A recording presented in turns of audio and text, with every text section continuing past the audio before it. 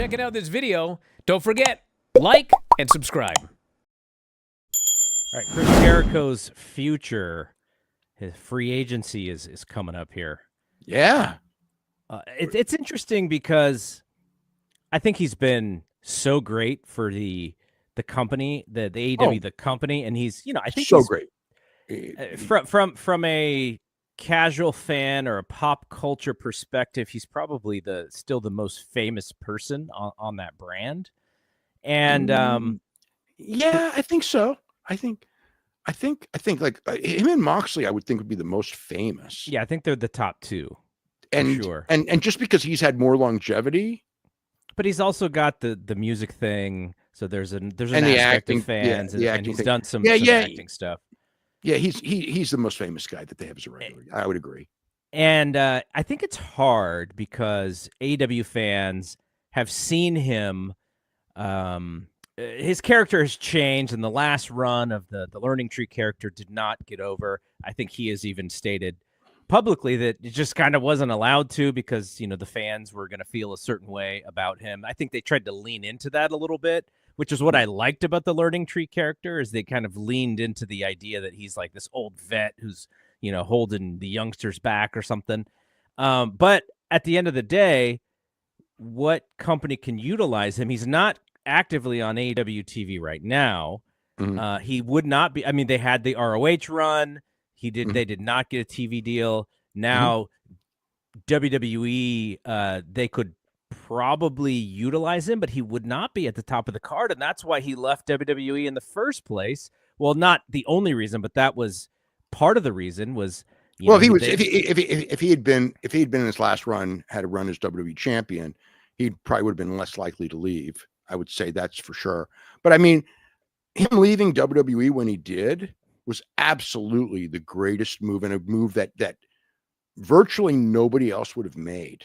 The going to the New Japan to face Kenny Omega, which I guess was Don Callis' idea, but it was his idea too. And the idea of that match, because that match, I mean, look, that match created AEW more than me and Cody Rhodes having a bet, which is a different story. But if you want to know what created AEW, the number one was the meeting that Tony Khan had with Kevin Riley in early 2018. And when the idea popped in his head of like starting something off, it was like Kenny Omega and Chris Jericho. Look at how much worldwide attention this got for New Japan, which, except for the hardcores, nobody knew New Japan. Then all of a sudden, everyone's talking about this match in New Japan, and they're talking about Kenny Omega, and that led him to go like, there's an opening at the end of 2019. There's going to be a whole bunch of guys, Young Bucks, Cody Rhodes, Kenny Omega, whose contracts are up. Chris Jericho's a free agent. CM Punk is out, and he's from Chicago. Moxley's not that far behind them, by the way. I'm trying to think when he had the idea, Moxley was not part of that idea because he hadn't left yet. I mean, as soon as Moxley gave an indication he was going, and Moxley was leaving either way. He didn't leave because he had an offer from AEW. He wanted to go. His thing was New Japan and Indies. And then AEW came and Tony just, begged him, or whatever the right word is. He wanted him bad. And so he was available for the start. But when the original idea, Moxley wasn't part of the original idea.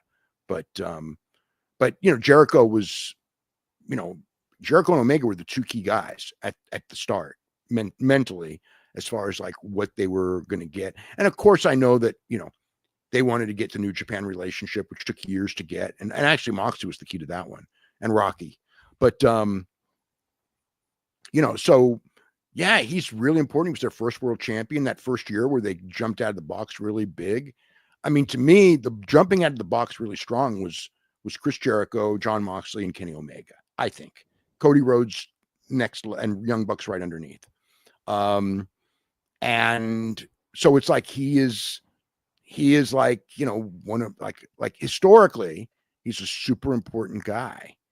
And I think that there'd be a part of him that would want to stay, but the thing is, really, I mean, I think if the AWA fan base didn't turn on him, I don't think that we're having this discussion at all, but they did.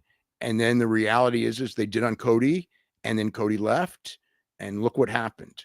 And I mean, he's not going to be what Cody is because the age would not allow him to be like that. But if he goes there, will he be huge going there? Absolutely.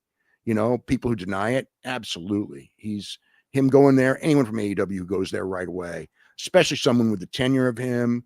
He can talk. Thank you for watching. Make sure you subscribe to the channel and click that notify button, and you'll never miss a video again.